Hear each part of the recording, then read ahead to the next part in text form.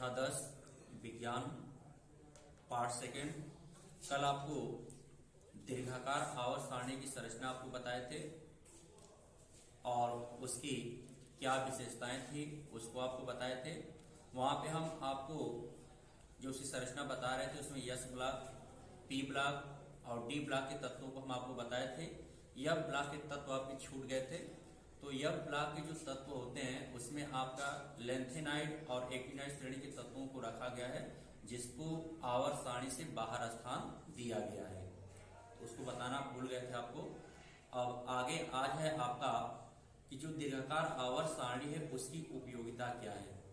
तो दीर्घाकार आवर्त सारणी की उपयोगिता है आपका इस ब्लैक बोर्ड पर आपको लिखे हुए हैं। इसका लिखने का सेंस ये है कि आप इसको कॉपी पर लिखेंगे। हम ऐसे भी आपको बता सकते हैं, लेकिन लिखा गया है कि आप इसको कॉपी पर लिखेंगे। तो पहली विशेषता उपयोगिता क्या है इसकी कि इस आवर्त सारणी में तत्वों को परमाणु क्रमांक के बढ़ते क्रम में रखा गया है, जिससे तत्वों का भौतिक व रासायनिक गुणों का जो अध्ययन है क्या हो गया, वो सरल हो गया, आसान हो गया। ये पहली उपयोगिता है उसकी। दूसरी उपयोगिता है कि इस आवर्त सारणी में असमान गुण वाले तत्वों को अलग अलग रखा गया है, अर्थात ए व बी को अलग अलग स्थान दिया, यानी उपवर्ग ए और बी को अलग अलग स्थान दिया गया है। आप मोजले की आवर्त सारणी में देखे थे कि वहां पर ए उपवर्ग और बी उपवर्ग दोनों को एक ही समूह में रखा गया था, लेकिन दीर्घाकार आवर्त सारणी में ए उपवर्ग और बी उपवर्ग को अलग अलग रखा गया है, जिससे उनका अध्ययन क्या हो गया, आसान हो गया। अगला पद यह है अक्रिय गैसों को अलग से वर्ग 18 या शून्य वर्ग में रखा गया है। चौथा पॉइंट है कि संक्रमण तत्वों को सामान्य तत्वों से अलग, यानी संक्रमण जो तत्व होते हैं उनको सामान्य तत्व कहते हैं। यस और पी ब्लॉक के तत्वों को हम सामान्य तत्व कहते हैं। तो जो संक्रमण तत्व होते हैं उनको यस और पी ब्लॉक के बीच में रखा गया है। पांचवा है दीर्घाकार आवर्त सारणी में तत्वों के गुणों में क्रमिक परिवर्तन होता है। दीर्घाकार आवर्त सारणी के तत्वों के गुणों में क्रमिक परिवर्तन होता है। और क्रमिक परिवर्तन का मतलब है जैसे उसकी परमाणु त्रिज्या है, इलेक्ट्रॉन बंधुता है, आयनन विभव है, विद्युत ऋणात्मकता है, उसमें क्या होता है, क्रमिक परिवर्तन हो। चाहे हम वर्ग के अंदिश चलें या आवर्त के अंदिश, यानी वर्ग में ऊपर से नीचे आए या आवर्त में बाएं से दाएं चले, तो उनके गुणों में क्या होता है, क्रमिक परिवर्तन पाया जाता है। और कौन सा गुण आपका होता है, तो उसकी परमाणु त्रिज्या में आयनन विभव होता है, इलेक्ट्रॉन बंधुता होती है, विद्युत ऋणात्मकता होती है। इन सभी में क्या होती है, क्रमिक परिवर्तन पाया जाता है। आगे आता है कि दीर्घाकार आवर्त सारणी को 4 ब्लॉक, जो दीर्घाकार आवर्त सारणी है उसको 4 ब्लॉक यस, पी, टी तथा एफ में बांटा गया है। इन 4 ब्लॉकों का यदि हम अध्ययन कर लेते हैं तो उन सारे तत्वों का भी क्या होता है, अध्ययन हो जाता है। जब हम इन चारों ब्लॉकों का ही अध्ययन कर लें तो सभी तत्वों का आपका अध्ययन हो जाता है। आगे आपका है कि दीर्घाकार आवर्त सारणी का दोष क्या था, तो इसके भी कुछ दोष रह गए थे। तो दोष क्या था, दीर्घाकार आवर्त सारणी के दोष।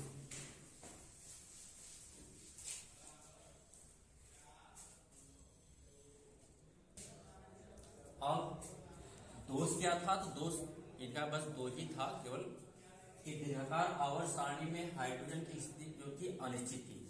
तो ये अनिश्चितता तो आपका मोजले की आवर्त सारणी में भी था और यहां भी बनी रही। अगला था आपका कि दुर्लभ मृदा तत्वों, यानी जो लेंथेनाइड और एक्टिनाइड श्रेणी के जो तत्व थे इनको आवर्त सारणी से बाहर स्थान दिया गया था। ये इस दीर्घाकार आवर्त सारणी के दोष था। अब आगे है तत्वों का ब्लॉक, समूह और आवर्त का निर्धारण हम कैसे करते हैं, तो उसको आप देखेंगे। अब आगे आपका है कि तत्वों का आवर्त, वर्ग व ब्लॉक का हम निर्धारण कैसे करेंगे। जैसे आपसे प्रश्न पूछ देता है कि परमाणु क्रमांक 17 वाले तत्व का ब्लॉक बताइए, वो किस समूह का तत्व है और किस आवर्त का तत्व है। तो उसके लिए सबसे पहले हमको क्या करना पड़ता है, उसका हमको इलेक्ट्रॉनिक विन्यास लिखना पड़ता है। तो जैसे हम ब्लॉक का पहले कैसे निर्धारण करेंगे, तो ब्लॉक का हम निर्धारण कैसे करेंगे? तो किसी तत्व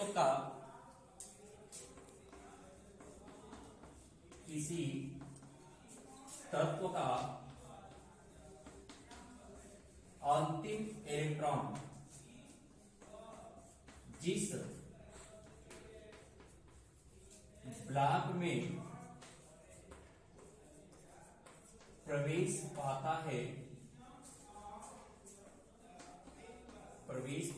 है वह उसी ब्लॉक का तत्व होता है। यानी सबसे पहले हम ब्लॉक का निर्धारण करें कैसे ब्लॉक का होता है। तो किसी तत्व का अंतिम इलेक्ट्रॉन, जब हम इलेक्ट्रॉनिक विन्यास करेंगे तो उसका जो अंतिम इलेक्ट्रॉन है जिस ब्लॉक में प्रवेश पाएगा वह उसी ब्लॉक का तत्व होगा। जैसे हम सोडियम को देखते हैं, यानी ए जिसका इलेक्ट्रॉनिक विन्यास कितना होता है आपका 11, परमाणु क्रमांक आपका 11 होता है। इसका हम इलेक्ट्रॉनिक विन्यास करेंगे तो 1s2 2s2 2p6 3s1। तो देखिए ऊपर जो लिखा होता है ये इलेक्ट्रॉन होते हैं। तो यहाँ पे 2 हो गया, 2 4 6 10 और 1 11। तो यहाँ पे 11 था तो यहाँ पे 11 हो गया। तो अंतिम इलेक्ट्रॉन किस ब्लॉक में प्रवेश पा रहा है? अंतिम इलेक्ट्रॉन देखिए आपका यस सब सेल में प्रवेश पा रहा है। अंतिम इलेक्ट्रॉन आपका यस सब सेल में प्रवेश पा रहा है। इसका मतलब है कि जो सोडियम है यह सोडियम आपका यस ब्लॉक का तत्व है, यस ब्लॉक का तत्व है। इसी तरह से हम मैग्नीशियम का देखेंगे, चाहे पी ब्लॉक का देख लेते हैं। पी ब्लॉक में आपका बोरान है, 5 होता है इसका परमाणु क्रमांक।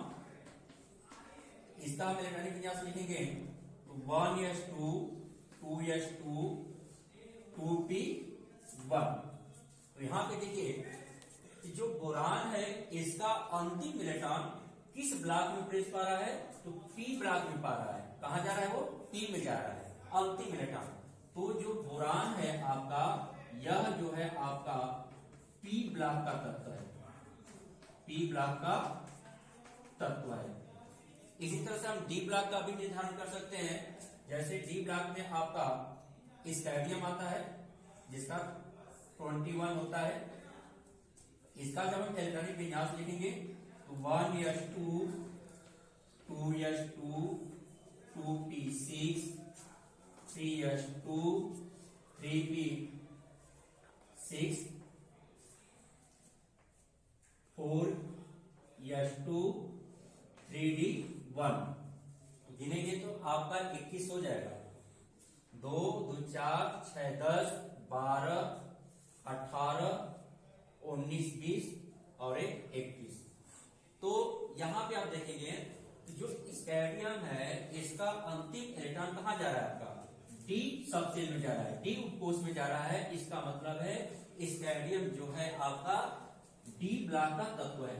स्कैंडियम जो है डी ब्लॉक का तत्व है। तो इस तरह से हम ब्लॉक का निर्धारण कर सकते हैं। अब ये कैसे ये लिखा जाता है इसका हम एक आपको ट्रिक बता रहे हैं, उसी के आधार पर इसको आप लिख सकते हैं।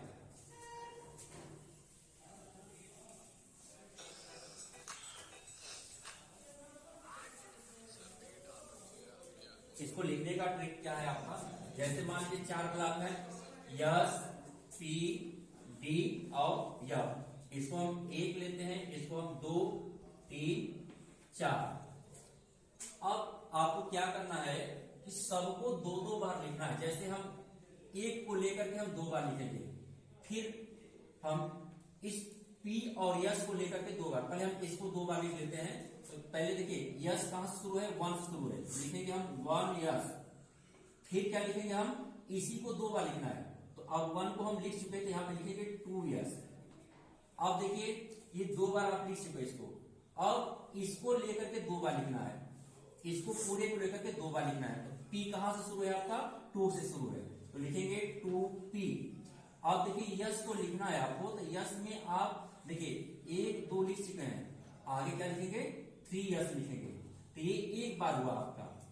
फिर इसी को 2 बार लिखना है आपको, तो देखिए P की जगह पे आप 2 इट्स कर चुके हैं, तो यहां पे क्या लिखेंगे 3P। फिर 3 यस लिख चुके हैं, तो आगे क्या लिखेंगे आप 4 यस। अब देखिए 2 बार इसको आप लिख चुके हैं। अब फिर क्या करना है, यहां से लेकर के आपको फिर 2 बार लिखना है, सबको 2 बार लिखना है। तो D कहां से शुरू है आपका, तो 3 से शुरू है, तो लिखेंगे आप 3D। अब P को लिखना है, तो P को लिखना है तो आप यहां पे देखेंगे, देखिए P के लिए आप 3 आप यूज कर चुके हैं, तो आप लिखेंगे 4P। यस के लिए क्या लिखेंगे 5 यस, ये एक बार हुआ है आपका। फिर एक बार और इसको लिखना है, आपका हो जाएगा 4D।